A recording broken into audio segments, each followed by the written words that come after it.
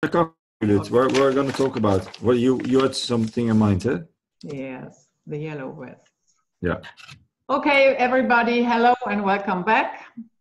And today my very special guest is Willem Felderhof.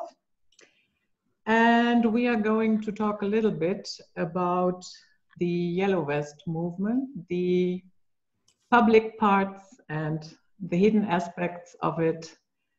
And I think it will be a very interesting talk. So first of all, Willem, welcome to Night Flight. Thank you very much, Judith. It's very good to be here. Willem, not everybody might be familiar with you, so why don't you tell us a little bit about yourself? Okay, I'm Dutch, Willem Felderhof, my name. Sorry, here's something happening on my computer.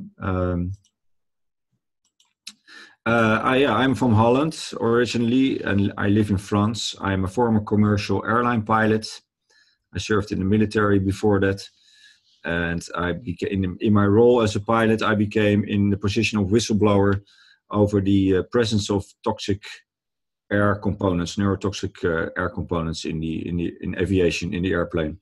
So that over the whole time, that resulted in a lawsuit, a big lawsuit, and that ended in 2013. And since then, I'm not flying anymore, also not as a passenger. I avoid flying, which I regret because it's my favorite thing, of course. My heart lies in aviation. I can still look to the planes with the same fascination as when I was a little boy. But I'm not going to enter it anymore for my health. So I'm still working on my health like we all do, most of us. And I'm now sort of engaged in other forms of activism. I organized Open Mind Conference in Holland. I have a YouTube channel and do some things on the website and help some people do some healing work also on the site. So that's what I do. Okay, thank you very much for that. I wanted to talk to you about the Yellow Vest movement because you live in France. And I know you're not living in Paris where most of the action is going on, but still it is better if you are a little bit closer to the event. And in the beginning, when we were hit with these news, and I'm strictly speaking about German media now, yeah? Yes. Usually our media, they label everything, meaning you read something in the newspaper, it says, violent protesters did this and that. Far right-wing demonstrators, blah, blah, blah, blah. Left-wing hooligans, blah, blah, blah. Yeah? So everything has a label attached. So that you, as the reader, you know from the get-go what you have to think about that, even if you only read the headline. When the Yellow Vest movement hit the news, what I noticed here was that there was no labeling. It was saying, protesters hit the streets, blah, blah, blah, blah.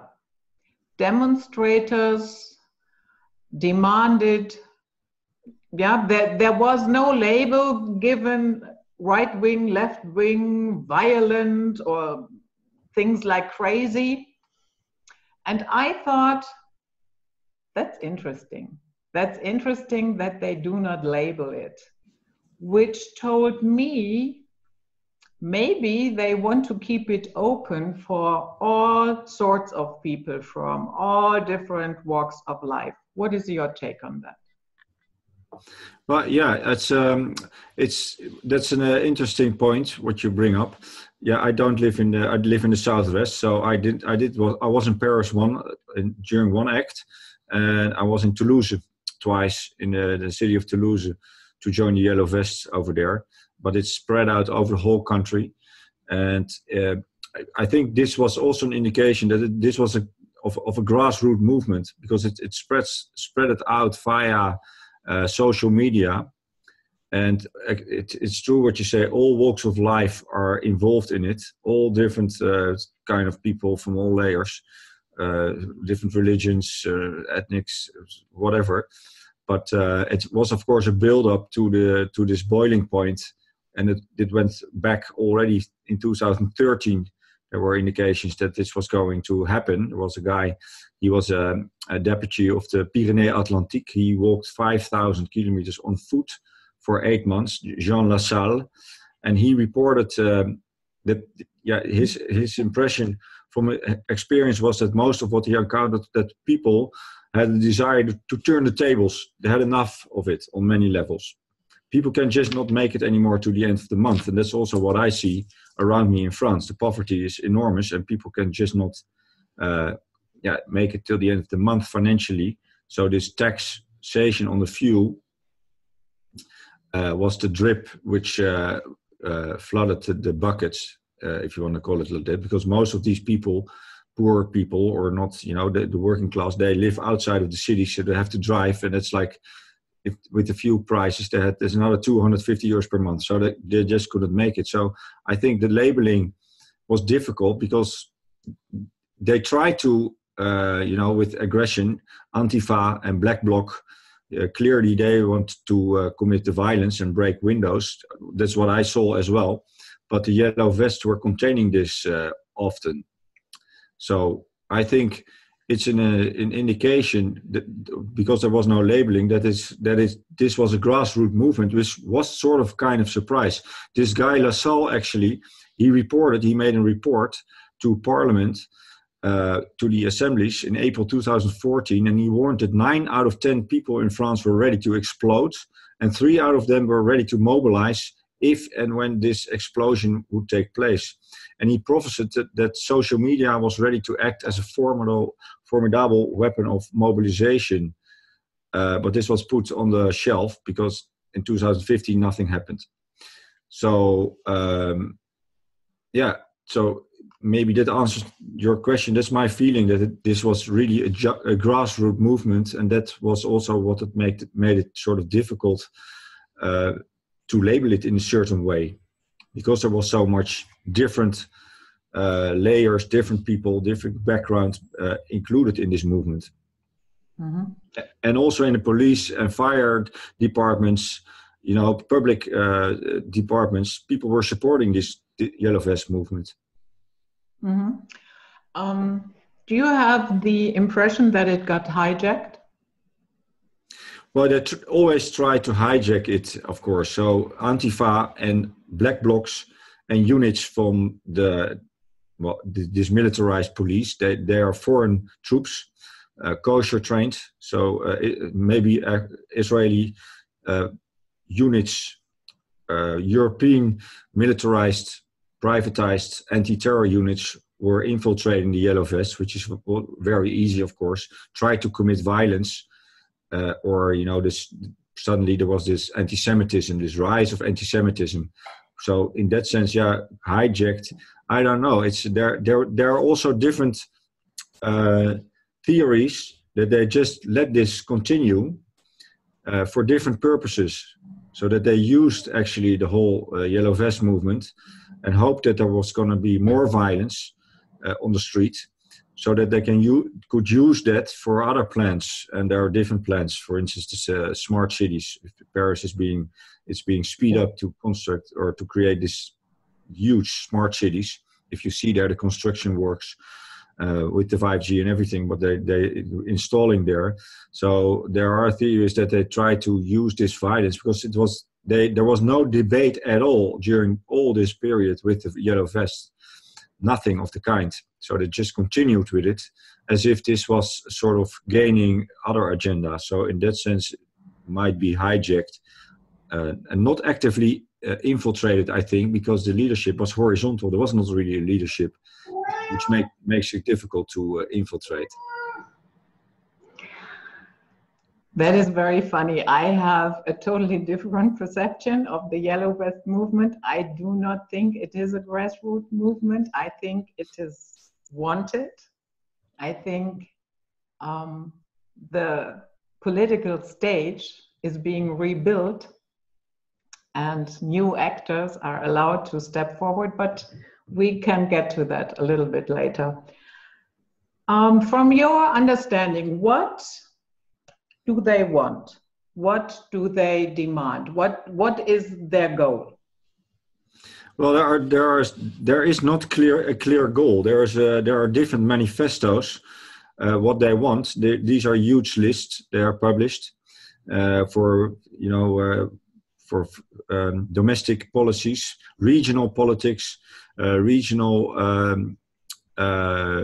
So it's very different. What they want, the goals. They have some major goals, of course, like they want to leave the EU. They want to have limits on mass immigration, which is destroying the country, which already has destroyed the country. So, yeah, and then you have all kinds of financial goals. So, but then you have also local demands. So it's very difficult. They don't have clear goals, but that again makes it difficult to hijack or attack it or use it. But there is no debate. There was a sort of facade debate between Macron and 500 mayors, but this was completely set up a facade. There were no yellow vests allowed. There were only mayors invited who were sort of supporting the system. And so maybe it's a whole test, because we know where this is going. The civil unrest is not a surprise. These people who are in control have this plan for the total world, full spectrum dominance, smart world grid. They know what they're doing. I mean, they have complete knowledge over the mind, over consciousness, over social engineering.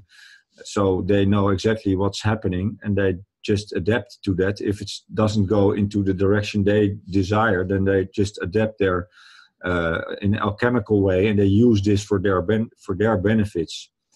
So,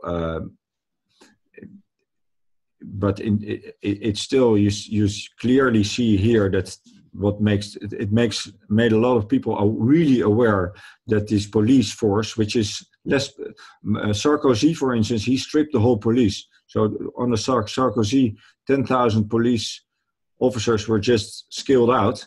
There's no local police anymore. It's what you see in France, in the villages. But in every village, I have a lot of people around me in France who are really, really struggling. So, yeah, if you see that, and they just go hit the streets, they put their lives on the line, literally. If you see the casualty rate, what they're doing, how they're shooting and aiming on the head, and disgusting military violence against the people, made people really realize that, hey, these police forces are not for our protection. And there's other also awakening under who is controlling France, because France is like the United States is controlled by AIPAC, this Talmudic factions who controlling Congress and the whole intelligence apparatus worldwide, actually.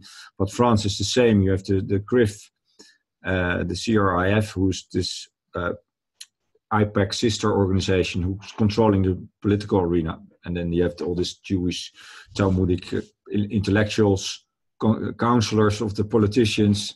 So that is causing this so-called anti-Semitism, which is now equal to anti-Zionism by Macron.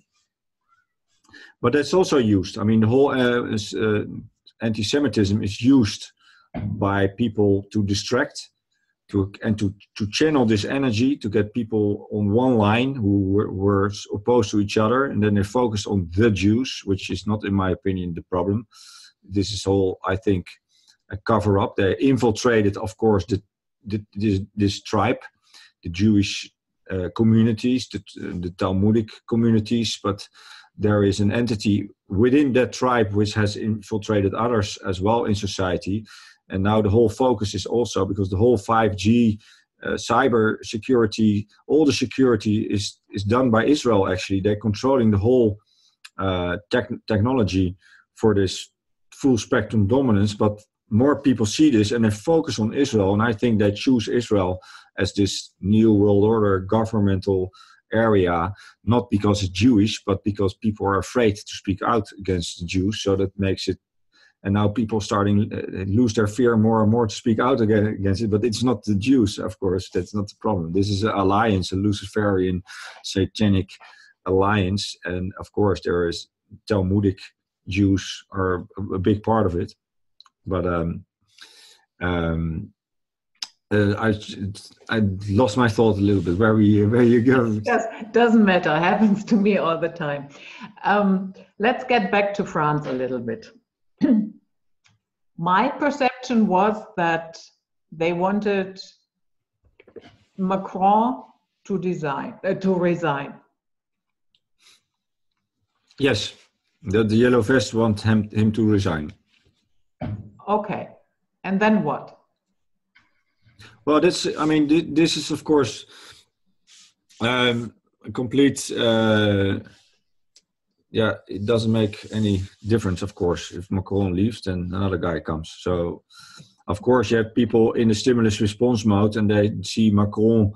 Of course, he should go. But if you put another guy there, then it doesn't change anything. Of course, if you don't look at the causal factors instead of the effects of it, then you don't solve the problem. So I think that's not a clear of a good effective objective, of course. But they have to put it out, of course, because a lot of people are Macron. I mean, he's sort of he's really like a sort of Manchurian robot. He's always in the same suit, black and white. He doesn't have any empathy or empathic abilities. It's like sometimes I think this guy is really locked in a certain way. You know what is happening there. So, but if Macron goes, nothing will change in my view. Yeah, we have the same thing here in Germany, and Merkel must go. Yeah, okay, and then what? You vote in another puppet? Yeah. That's it. That is not my idea of a conscious humanity. You know what I mean? Because as long as you think you need to be ruled and governed, it does not change a thing. They always, the controllers, the guys behind the curtain, they always make sure they have all sides covered. So getting crazy about, you can even see it on the internet when Trump was campaigning, fighting tooth and nails over Hillary and Trump and what have you. After all these years, do we still not comprehend that it doesn't matter? Yeah, I think, well, a lot of people do, but they don't see an alternative. There's still this codependent nature because we're disconnected from who we really are. We identify with certain belief systems or part of our identity, whether it's a religion or an ethnicity or gender, whatever. We are disconnected from our real being, who we are, and that's causing this codependent nature that we're still looking for something in the outside, for security, for help, for power, for health and safety outside, other than in ourselves. Because of course we are the solution is not outside. This is all projection of our state of mind, our state of consciousness. If you look outside for a leader, and that's sadly enough, that's what most people are driven by, this codependent mindset. For instance, the law. We are now governed by the law of man, which is completely Talmudic by design. It's based on Talmudic principles. The idea that we can make laws which change per geographic region, based on the whims of the legislator. And if you say that to people, we need these laws, otherwise it would be chaos. For instance, that's just one expression. Because people are living more and more driven by fear, of course. That's the big thing, that this fear. We are driven by fear, and that is manifesting the reality we have to experience because of this fear.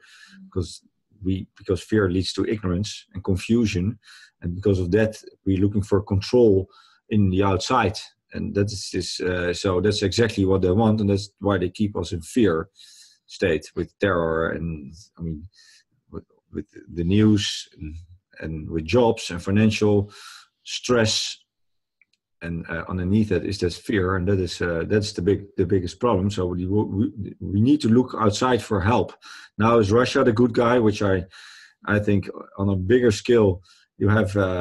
It's the same control mechanism. I think China and Russia, Iran, Israel are controlled by the same criminal Luciferian cabal, and United States as well.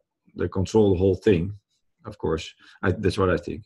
And the biggest indication of this I can see in weather modification, and how they share this knowledge, and they all have their own, supposedly their own weather modification apparatus, technology, space war technology, but there comes a moment that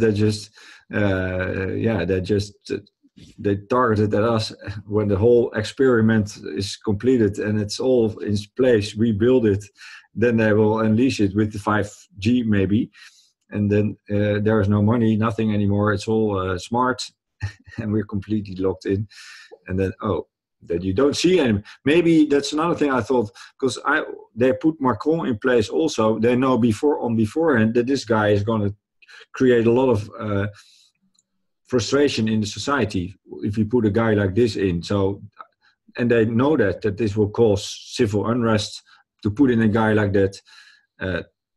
So this is all taken into account, of course, for their agenda. So maybe there comes a point that people are so fed up with politics. And then they create a sort of, climatological disaster, and then we say we stop with the politics. We need a one world system, no more wars or whatever. And then people say, yeah, we need that. We need it. Something in the external. Yeah, we are stuck in a child-parent paradigm, always hoping that daddy or mommy will come along, sort it out for us. And it's not only fear, I think. It also has a lot to do with laziness. Because if somebody comes along who sorts it out for us, then we do not have to do anything. And we have the same phenomena here in Germany. Now everybody is going head over heels for AfD, very new party here in Germany, thinking that that is the solution. And hardly anybody seems to comprehend that this is just another offer of the same elites that you can vote for. And that is on all levels. You think you come out of one box, and the next box is waiting for you right here. Let's say, oh, you do not believe in evolution. Oh, then you must believe in Adam and Eve. Maybe not, but it's like pick your box. Or I don't believe in NASA's globe. Oh, then you must be a flat earther. No, maybe not. Oh, I'm not voting for this and that. Or then you must be a Nazi. Exactly. Yeah. No, there's no way in between anymore. It's so polarized. It's either that or not. If you don't work, you have a problem. You need to work, and if you don't work, then that's not into place. There's nothing else besides that. I see it with my son. People always ask, what is he doing? But he has to do something, but he's trying to find his way, and he's trying to find out who he is, and he's working with that, and he comes from far, but people are focused on what he's doing because he needs to earn money, of course. So yeah, and you see the same here in Holland. There's this new party, political party, and he says the right things in a certain way. And then people think, well, it's the same principle. They go voting on him, but I mean, the whole concept of democracy itself is a form of tyranny. I mean, if you don't vote for these people who then come into power, then your opinion is irrelevant. So if that party is tyrannical, for instance, and you didn't vote for this party, then they can just lock you up or whatever in a tyrannical system. So the whole construct of democracy is, I think, an illusion itself. It's a form of tyranny. Mm-hmm. Let's go a little bit into the nitty-gritty. Did you in any way analyze symbolism that is attached to the yellow vests? For instance, the yellow is an interesting choice.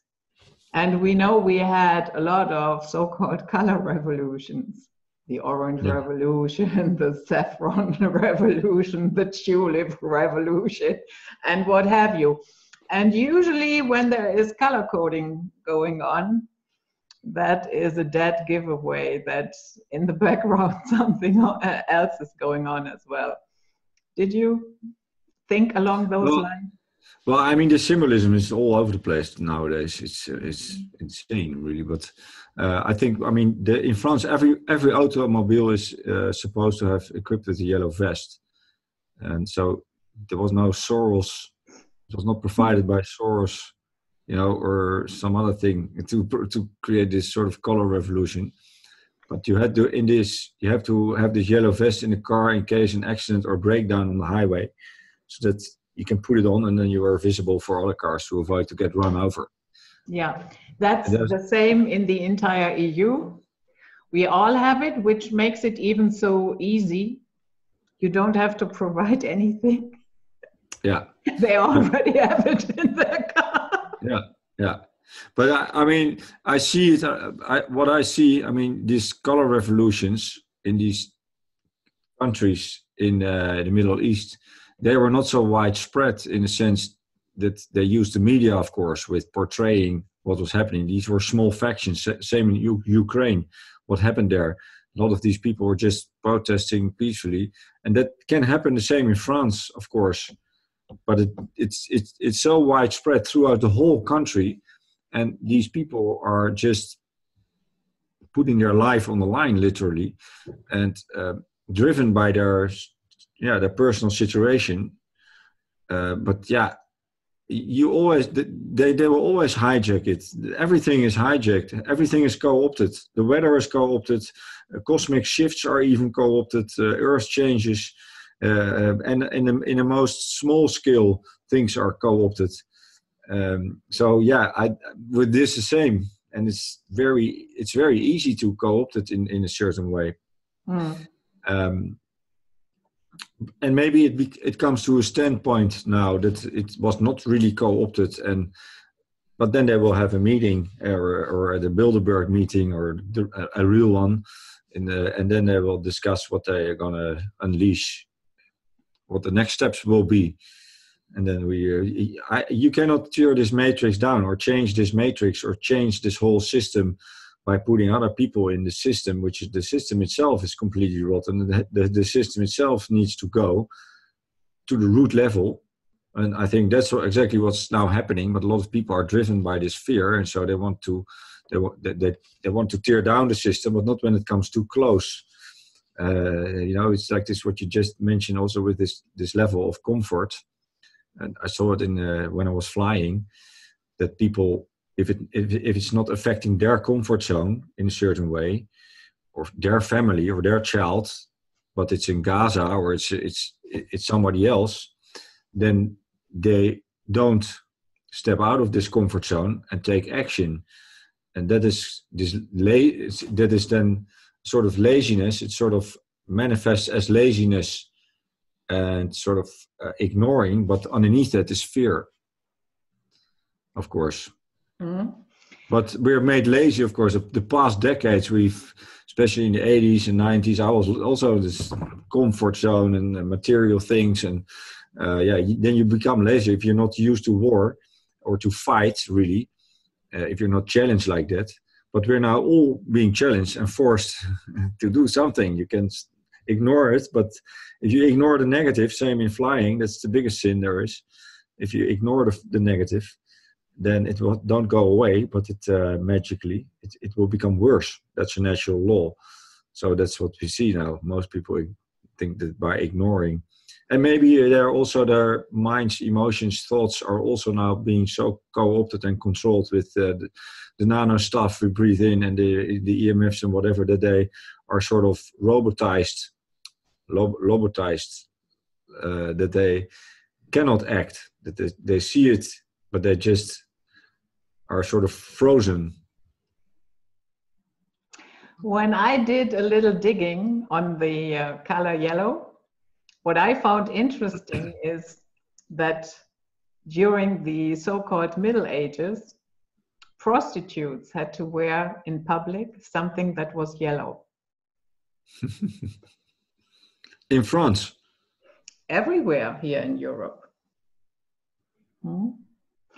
And of course, during that time, the Jews had to wear a yellow hat, and then later on we had the yellow star with the Hitlerian government.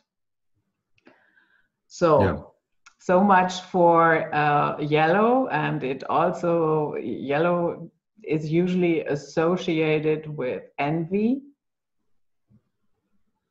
And then I thought, a lot of people compare to the French Revolution. And when I went down that lane, I found something interesting in the numbers. We know how they love their numbers, like 9/11, 7/7, and they 3/22. It's if you have done any kind of research in that field, then you will see that certain dates are attached to numbers and they have meaning to them. Mm-hmm. So. Well, sorry, go.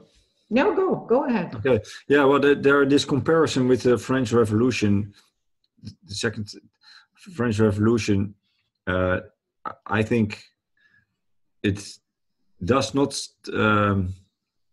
I think really the Yellow Vest movement from the start was a grassroots movement, in the sense that this was driven by the whole country, but there were certain aspects which were very much comparable to the French Revolution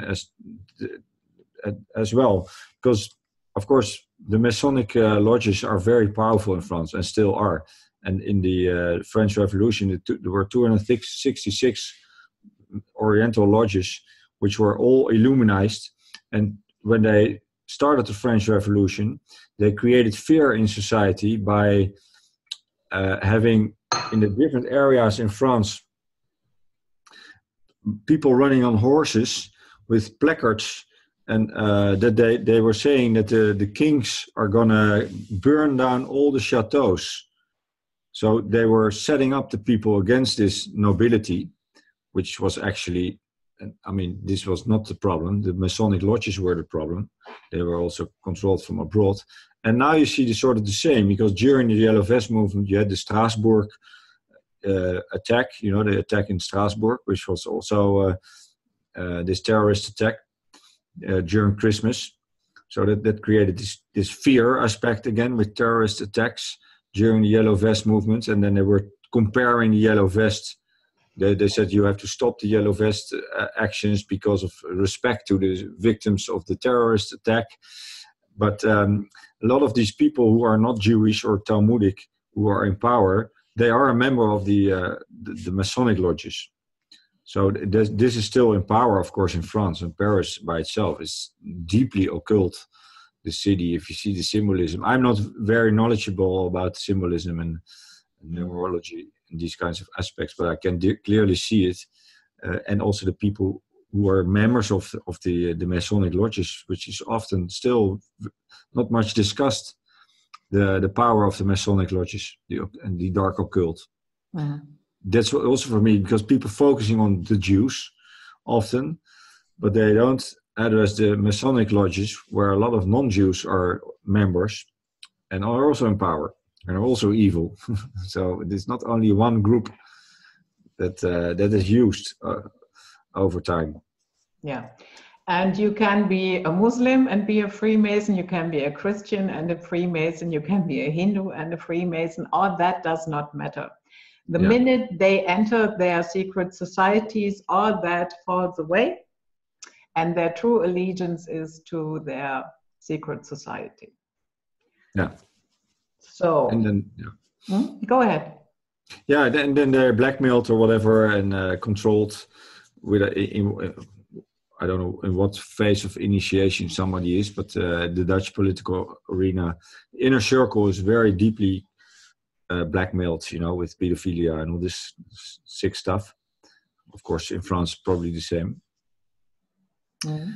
But most of the people embrace also these concepts of satanic expressions. For instance, in Holland, you have this royal family, and a lot of people embrace this concept, which is entirely satanic, based on satanic principles, in the sense that these people really think that they have superior genes or bloodlines, and because of that, they have more rights and they are above their man-made laws, and they can rule.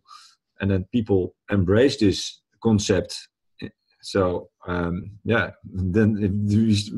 if that's the case, then we have a problem. If the majority is embracing satanic concepts and accept that, then we're not going to see much improvements. Mm-hmm. Royalty is a made-up construct, and it's only able to survive because we believe in it. And if you go further down the line, it's just that they come from Nephilim bloodlines. And that's all it is. And so I come back to the numbers now. And when we take the French Revolution as a starting point, and 230 years later, it's 2019, which is now. So you could argue, but it started in 2018. Yeah, that is true. But I think this year we will see in which direction that is going. You know what I mean? Yeah. And 230 is 10 times 23. So let's have a look at these numbers. That is the cat of my neighbor who just came in like a wrecking ball. Okay, so 23, what do we have here? Let's hear it from the horse's mouth. Aleister Crowley says, it's the number of parting, removal, and separation. Then you have it in the I Ching. The 23rd hexagram is also a symbol for splitting apart. And then you have it in alchemy, where it stands for dissolution and separation.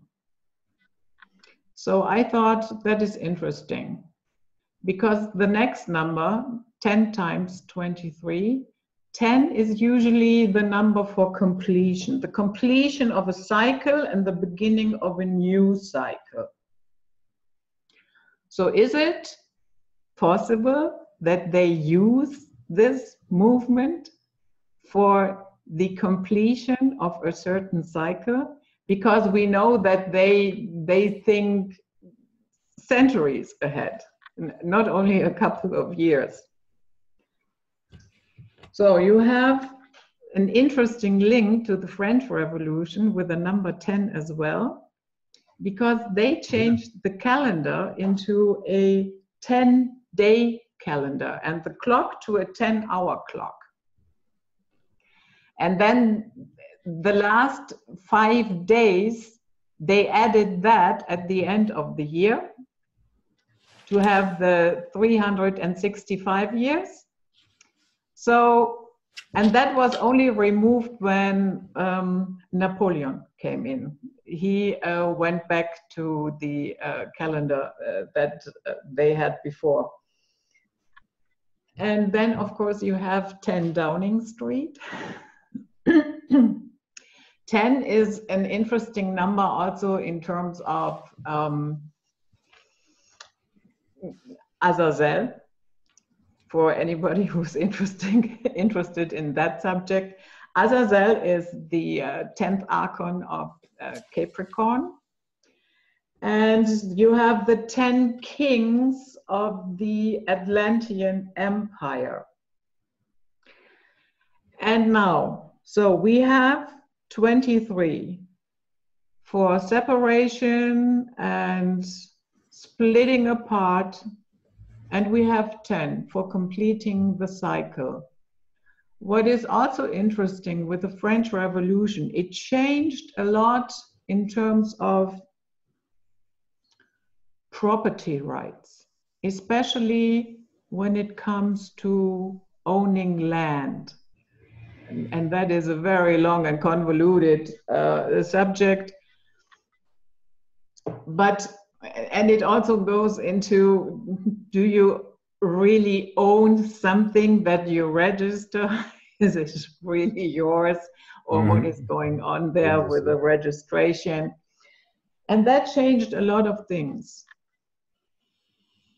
Now, with the flooding of Europe with the migrants, what is going on here is everybody is being uprooted. The people who are leaving and coming here, and the people who are living here and get slowly but gradually outnumbered. So, in that sense,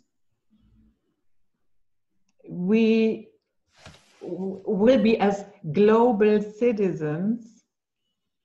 You can be at home anywhere, but you will no longer have something that is a homeland. And you certainly will not have any rights that are derived from the fact that you come from this land. You know what I mean?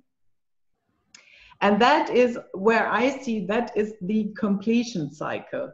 They started it, they changed the property rights and everything, starting with the French Revolution, and now they push through and force everybody into this idea of global citizens, and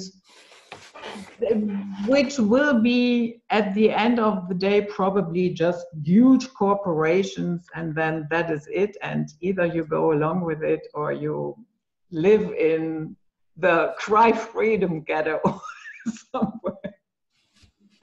Yeah. Makes sense? It makes sense. Yeah, I'm not. It's interesting your take on all these numbers, number 10, and all these cycles. But this is definitely an end time scenario, an end time phase for something new, of course. But the mingling of all these different ethnic groups with each other, creating this one Negroid, Mongroid race as its happy global citizen. But we are indeed totally disconnected from who we are, also from our cultural heritage, but also from nature itself by having this artificial weather. I mean, you cannot work with nature anymore because it's completely artificial now. But also from if you don't have any country or any group, then you are more disconnected from who we really are, and that makes it easier to morph us into sort of what they have in mind. And but this is again creating this more fear. If we're disconnected from who we are, that then we identify with something we're not, that creates this confusion and fear in the system. So I think that where they're going through to with this with the nanotechnology, with the 5G, and with the whole surveillance and control really in the body on a DNA level, is that we are actually embracing this. Like we are now embracing the laws and control and more regulation because we operate more from fear. That, but there is no turning back. Also, I think you cannot relocate all these people, and the solution lies not in or solution. Don't like that word, but anymore in a certain way. I mean, not that there is no solution, but to relocate all these people and to change this again, to go back to where we were in a healthy sense with countries, with borders. I mean, that is not going to happen. It's what you say. We're being outnumbered massively. Also in the United States. Just saw a message from in Parkland Hospital in California, 70% of the babies which are born there, which are thousands really, are from illegal immigrants. So this is an agenda, clearly. Yeah. And if you have a mashup of all kinds of people, then it's pretty easy to, because nobody has roots anymore. I think in that process, we need to understand that everybody gets uprooted. Not only the ones that are flooded with migrants, also the ones that are swept in. And detach a man from his roots and you have the perfect slave. Yeah. Exactly. But it is interesting to see where it goes. Because, for instance, this Islamization of Europe is a reality, but you wonder where it goes when it really becomes chaotic, in the sense that people cannot get their money anymore from the bank. Then you will see, you don't want to be in the city.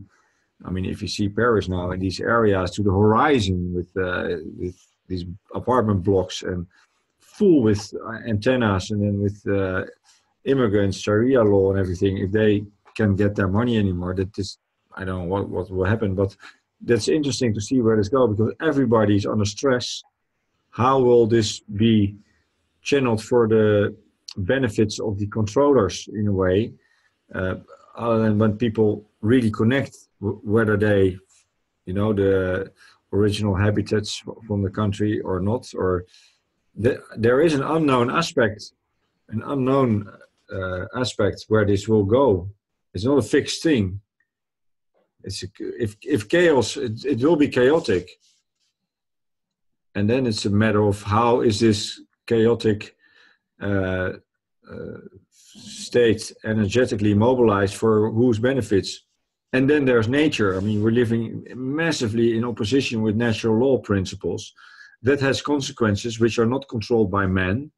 I mean, they're used by men because natural law is weaponized as well. They make us live in opposition with natural law for their benefits, so that this is advancing their agenda for more control. But there's another aspect, which is nature and the universe itself, I think, which has also something to say in this. Yeah, and that is why they are so desperate to lock us down with the smart cities, the 5G and everything. I know you will have Ilana Freeland on shortly on your radio show, and that will be a very interesting subject. Yeah. And I'm not saying it will be easy. I'm not saying there are no threats. I'm not saying there is no danger.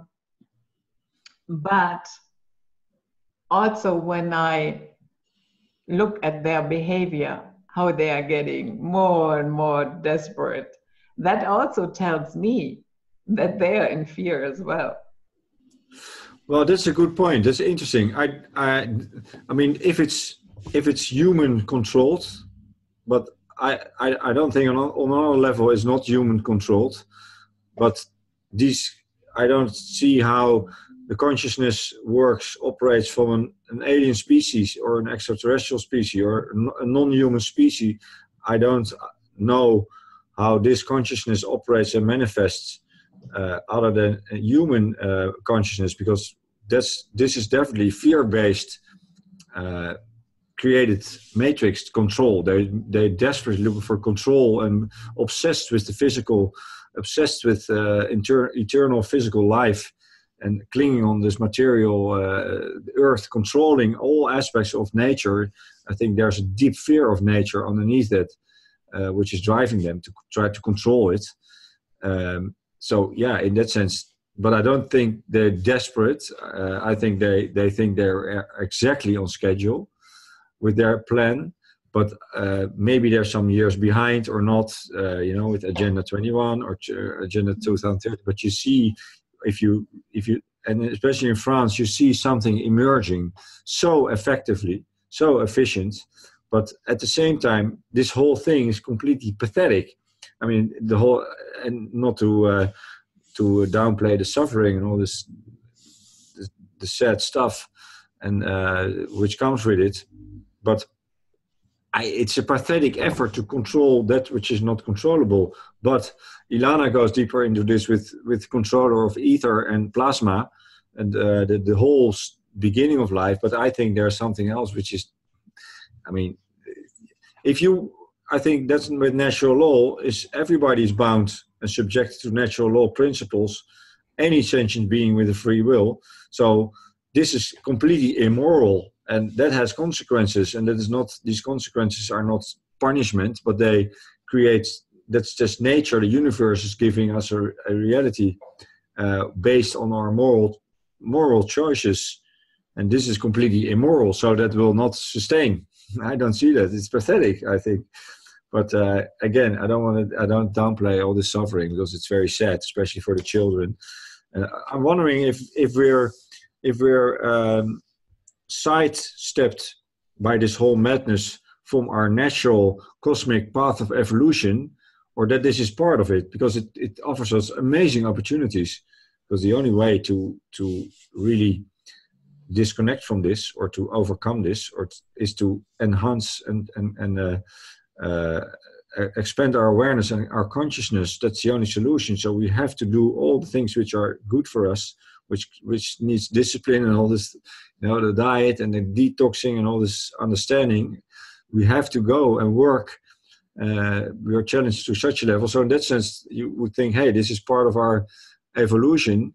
We are being challenged here, which is good for our evolution. But on the other hand, hey, is this going so far that we are being that we are disconnected from our natural cosmic line of evolution?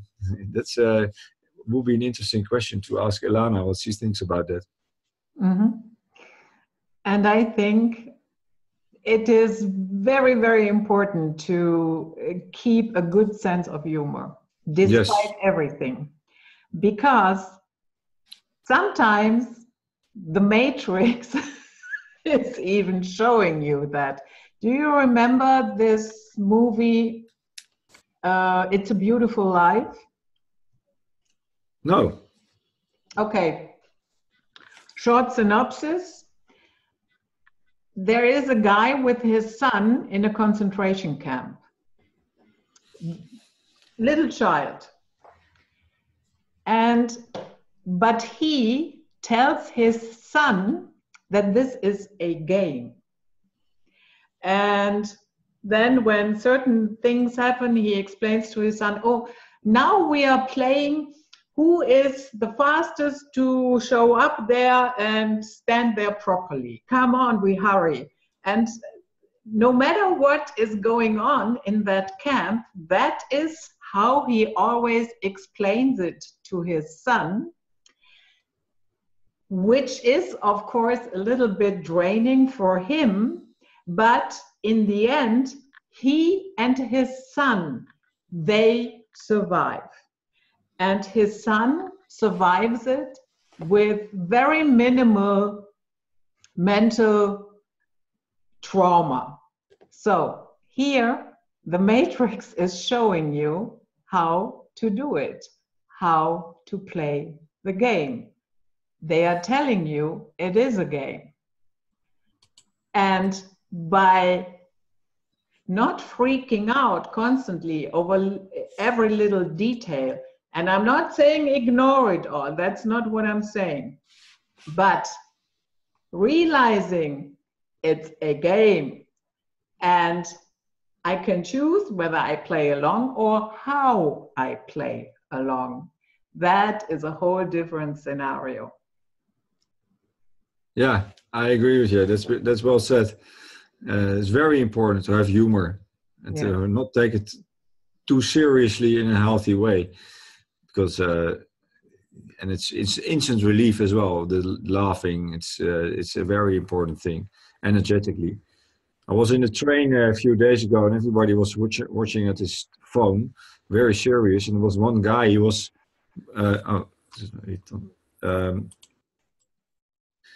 everybody was seriously in their phone. One guy was calling on the phone, but very loud. Some people are then just making telephone conversation in the train and speaking about all kinds of things you don't want to know. And everybody was observing this guy, and he was going on for like 20 minutes, talking about his whole life. And it was so at a certain stage, all the people there in this wagon were so seriously in their phone. But everybody was looking up at this guy. And then everybody started to laugh. And there was this amazing relief in this train or in this wagon. There was something, the whole energetic, the whole atmosphere has changed. So this laughing is very important. I totally agree there. And especially in a scenario when they are constantly 24/7 playing on your fears, they hate nothing more than if you are laughing into their face, they cannot stomach that. No, that's so true. Something is starting the whole time.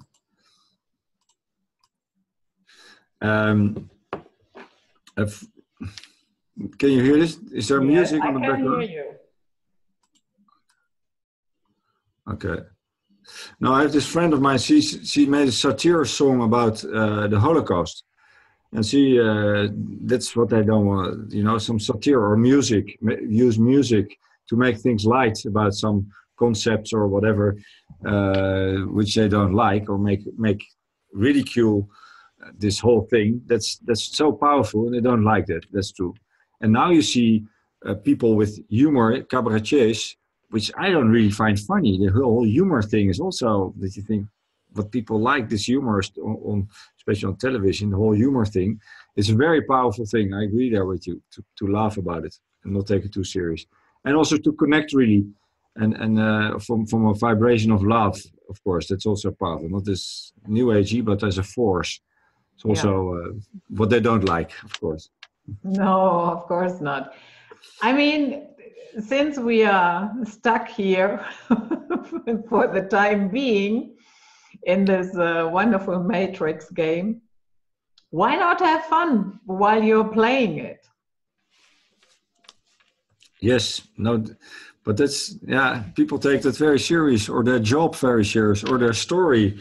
There's this nice Bill Hicks. He made a nice video. It's just a ride.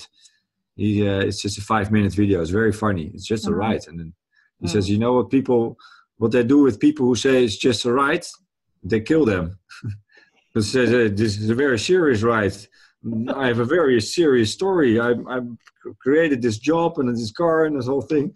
Look at my bank account. Yeah, very serious bank account. Yeah. No, so I agree there with you. This is a very important thing. Yeah. So where do you personally see the Yellow Vest movement going? Will it be, let's say, shut down? I read the last couple of days that numbers are decreasing. If that is true, I don't know. That is true. Okay.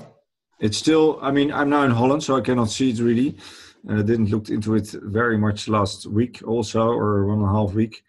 But numbers were falling a bit. And that's also, of course, with the anti-Semite card. They played the anti-Semite card, and then people don't want to be associated with it. And then you see also the division in society, because some people who have magazines, or stores or restaurants, they see their profits decreasing because of the actions on the Saturdays. So they have then their own personal interest why they want to see this stop. So you get the division of people, their personal interest So, I mean, in Gaza or Palestine, these people don't have anything anymore. They lost their families, their children are being arrested and whatever more. They don't have being poisoned. So they really don't have anything. So then you can build a wall around it. But we're not there yet at that situation. But you see, it's well an indication. If people lose, if it comes too close, then they're more willing to take action. So I think that's going to happen. That's where we're going as well. But I think I don't know where it's going. It's good that it's still there, but I think maybe it dies off, and then we are a new episode, and then something else will happen, and then maybe another reaction will come. But I think the whole thing is rigged in a certain sense as well. But still, I think it's a genuine movement. And a lot of people really put their life on the line, and I can have much respect for that. People on the streets every day, they sometimes sleep on the roundabouts still, or so at least there's action. And then I get emails from people, wow, the yellow vests, they are infiltrated and they should do this and they don't do that. And then I said, well, go there, go to the French city and talk with these people. And but from the computer clicktivism, that doesn't work. The armchair activist. Armchair activist, yeah. Well, yeah, that's the right word. Armchair activist, and then expressing your emotions and feelings with emoticons. Mm-hmm. Yeah. What the elites, so-called elites, I think they are the scum of the earth. Yes. What they sometimes forget, if they really want to play bread and circuses, you can't forget the bread. Yeah, true. But you thought they were. I said I think they are right on schedule, and you said no, I don't think so. There's a lot of infighting also going on. You know that we always have this idea that it is one huge homogeneous group. No. This big Hadoop, and there's a lot of infighting going on. Who is going to pull the strings? Who is, no, I want to have a bigger role. No, I want to have a, and no, they certainly thought they could have it a little bit earlier. And no, there are forces that are working against it. Because let's face it, they are totally, completely against life. Yes. And that will not work out. You can try it, yes, you can come so close. But at the end of the day, because it is a very dark concept, you will be the one that is rooted out. Yeah, but in that sense, it makes sense that this is a non-human effort to control the planet and the whole thing, to destroy it completely to the root. But I think consciousness can never be destroyed, or the universe, or controlled by whatever entity. Yeah, I think it's so. But I agree with you that there is a lot of division. These people are psychopathic, so it gets more ridiculous also.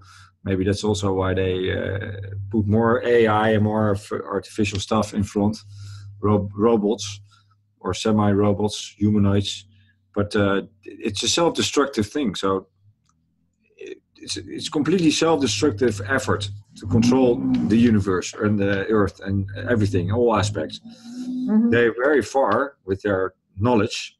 They have a lot of knowledge and the technology to their hands, but it's still us who are building it. We are building the whole thing. That's also, I see, if you see all the new construction work, while there is no money, I wonder also that the whole infrastructure is built not for more people, but for less people also.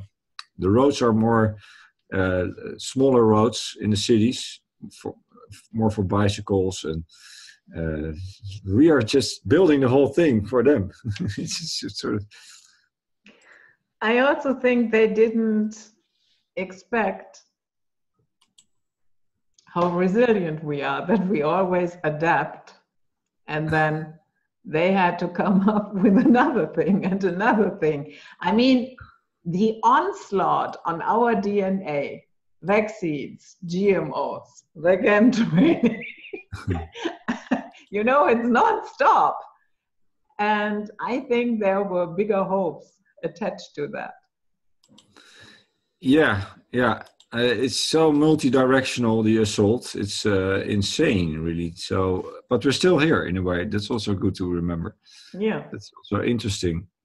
Yesterday I had a talk with somebody, a friend. She is quite electro-hypersensitive. She writes about Janice Barcelo, maybe you know her. And she says, I'm wondering, how can some people don't have any physical problems with, they're completely toxic.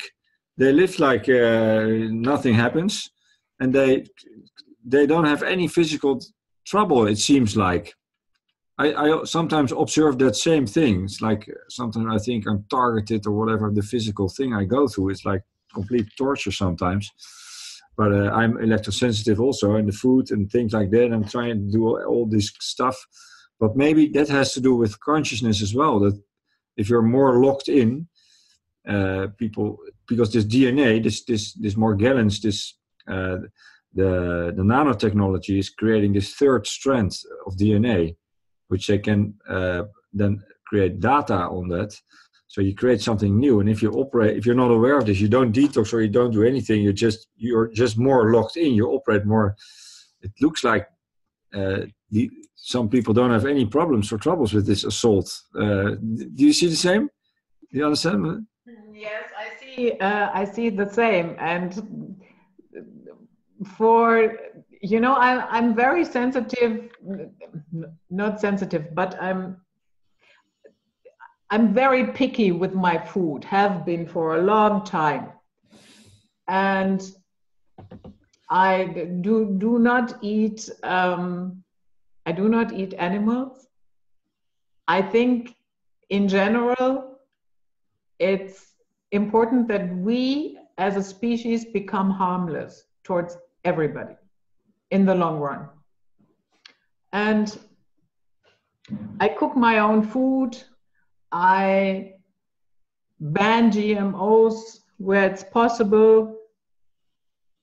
Read up where are GMOs hidden, because here in Europe, you know, you cannot sell let's say a GMO banana, but they can sell it to you through the back door in ice cream or whatever. Yeah. And but I also balance things out, meaning I like to go to the lake and watch animals and have something that you cannot constantly stare into the abyss. That is not possible. It will drive you crazy. But I do not have that sensitivity of EMF. Well, at least not yet. So what does that mean? I don't know. I do not have any Morgellons. I know I have that thing in my body, but I do not have the symptoms. I'm pretty healthy. I had this wonderful talk with Sonia Barrett, where we talked a lot about the pharmaceutical industry. And during my checkup, the nurse was pretty surprised that I do not have to take any pills at my age. So yeah, I'm fine so far. Yeah, that's good. That's good. Good for you. I recognize that as well. There are people that have a lot of problems, and others seem to go through it as if nothing is happening. Yeah. What really is the game changer there, I don't know. No. It's interesting. I shall ask Ilana. Maybe she can say something about it. Yeah, you should. So, Willem, you have a new radio show. I understand. Tell people where they can find that. Yeah, I have a website. My website is dutchanarchy.com. Mm-hmm. That's the one. And the other one is bodyoneness.nl. That's for healing. And then the radio shows on revisionmedia.org. Mm-hmm. Okay. And yes, it will be in the description box. Oh, nice. That's cool. Yeah, of course. And I have the impression a lot of people do not use the description boxes because a lot of questions that people have are already answered. Yeah, that's true. I see that same. People have also more difficulty with reading in general, I sense, including myself. I find it more difficult to focus really and read. But that's why, yeah, it's important because there's often a lot of interesting information in the comments or in the description box. Yeah. So, yeah. Good that you mentioned it. Yeah. And in general, it seems to be a problem for people to focus for a while. Yeah. Yeah. Yeah. But that, of course, in a culture where you have just sound bites, video bites, yeah, exactly. 30-second clips, nobody has the nerve to sit through something. No, exactly. It's difficult. Yeah. And with that said, Willem, thank you so much for coming on. I really enjoyed this talk. I hope you come back at some point. And I wish you a lot of success with your radio show and all your other undertakings. And have a great time. Thank you, Judith. Good to be here with you, and you take good care. Thank you very much. Okay. Thank you. So this was Night Flight for today, guys. I hope you enjoyed it. And we will see you soon. I have interesting guests coming up. Okay. Ah, cool.